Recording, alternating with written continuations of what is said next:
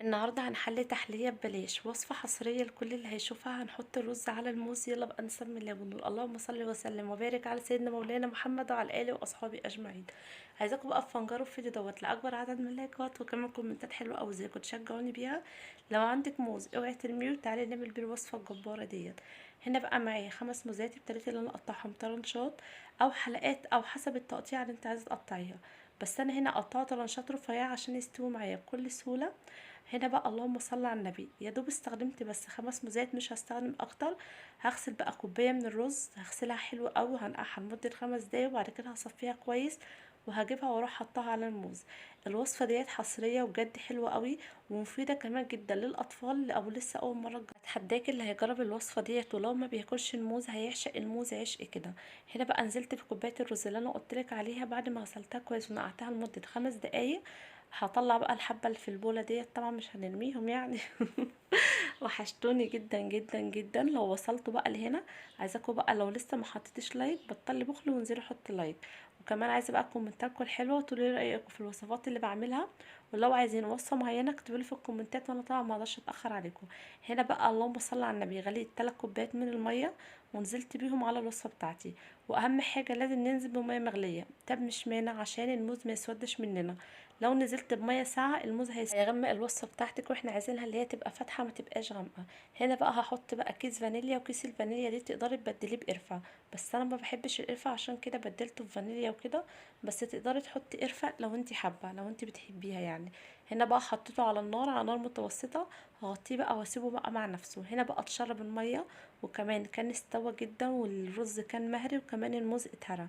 شايفين بجد حلو قوي ولونه فاتح. كيس الفانيليا اللي احنا حطيناه يعني، وكمان الميه السخنه ما غمقوش الموز. طبعا لو قلتلك لو حطيت ميه ساقعه الوصفه هتغمق. هديله بقى تقليبه واروح بقى جايبه الخلاط، وهنعمل بقى وصفه جباره. يعني مش قادره اوصفلك على طعمها. الوصفه ديت يوم لما بقولها اعملها في البيت بيبقى فيه فرح كده، وبيفضلوا اللي هم يزغرطوا. وصفة كمان سهلة، هتعمليها في 5 دقايق، مش هتاخد منك وقت. يعني تحلية بسيطة، وكنا كمان بنشتريها من بره غالية جدا. دلوقتي هنعملها في البيت بكوباية رز و5 موزات بس. طبعا في اوقات كتير في ناس بتسيب الموز لغاية لما بيبوظ وما بتبقاش عارفة تعمل بيه ايه. ان شاء الله هحاول ان انا اعمل لكم بالموز وصفات كتير قوي، وكمان بانواع الفاكهة. هنا بقى خلاص بقى حطيت الكميه كلها في الخلاط. وهنا بقى حبيت ان انا ما اقطعش الحته ديت. انا غلطت غلطه ومش عايزاكم تغلطوها. انا حطيت الكميه كلها في الخلاط مره واحده. هقولكوا على المكونات وبعد كده ارجع اقولكوا ايه غلطت في ايه. نزلت بكوبايه الا ربع من السكر، ان شاء الله هسيب لكم المقادير في صندوق الوصف. وهنزل بكوبايه من الزبادي. طبعا كوبايه الزبادي اختياري، ممكن تقدري تبدليها بحليب لو عندك، بس الزبادي افضل وكده عشان يديكي ايه القوام الكريمي. نزلت كمان بكيس فانيليا، والكيس دوت من عندي اللي انا ايه اعزز الطعم شويه. اللهم صل على النبي. بقى هنا بقى ابتديت بقى اللي انا اضربه في الخلاط وكده. لو شفتوا هتلاقي النص اللي تحت هو اللي اتضرب والنص اللي فوق ايه ما اتضربش. دي بقى الغلطه اللي انا غلطتها. المفروض ان انا كنت قسمت الكميه على مرتين مش على مره واحده، بس رجعت نقصتها وكده. وهبتدي بقى اللي انا اصفيه.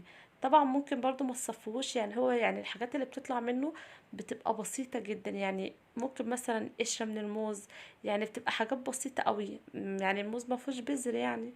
هنا بقى اللهم صل على النبي صفيته. هضرب برضو معاكم ضربة كمان وهرجع برضو اللي انا صفيها. شايفين القوام كريمي، ومش قادرة اوصف لكم بقى على الطعم. لازم تجربوه وارجعوا في الكومنتات قولوا لي ايه رايكم في الوصفة ديت. واللهم صل على النبي، كنت عايزة اقول لكم حاجة ونسيت. هكمل معاكم ولما افتكر هقول لكم.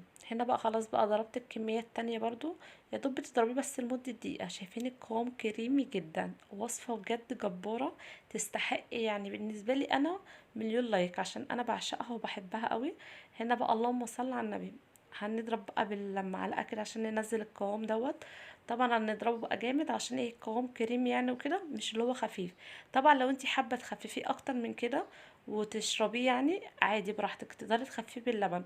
بس انا بحب ان انا اكله بالمعلقه عشان كده ايه مخليه القوام كريمي. هنا بقى خلاص بقى صفيته كده. هوريكم بس حاجات بسيطة جدا قوي اللي طلعت، تقدروا برضو ما تصفوش مش هيفرق كتير يعني. هنا بقى خلاص بقى يعني شايفين بقى القوام والجمال والحلاوة.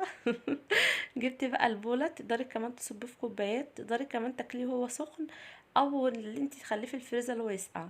انا الصراحه ما بستحملش يعني، اول ما بصبه كده في البولات بروح واخده بوله كده واقعد على جنب واتفرج على التلفزيون واكلها كده مع نفسي. فضيت بقى، اللهم صل على النبي، الكمية ديت عملت معايا 5 بولات ونص، يعني هنقول 6، هنزود نص من عندنا.